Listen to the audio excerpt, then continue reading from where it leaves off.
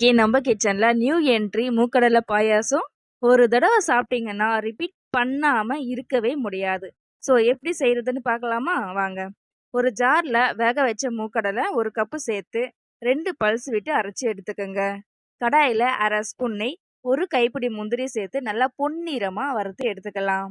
கடாயில காய்ச்சின பால், வேக வச்ச ஜவ்வரிசி, அரைச்ச மூக்கடலை சேர்த்து நல்லா கட்டி இல்லாம மிக்ஸ் பண்ணிட்டு லோ ஃப்ளேம்ல 2 நிமிஷம் கொதிக்க வச்சு நல்லா வெது வெதுப்பா ஆறின பிறகு காய்ச்சின வெள்ளைப்பாகு, முந்திரி சேர்த்து 1 கப்பு குடிச்சிங்கன்னா உங்க மனசே குளிர்ந்துடுங்க. ஸோ கண்டிப்பா ட்ரை பண்ணி பார்த்துட்டு கமெண்ட்ல சொல்லுங்க.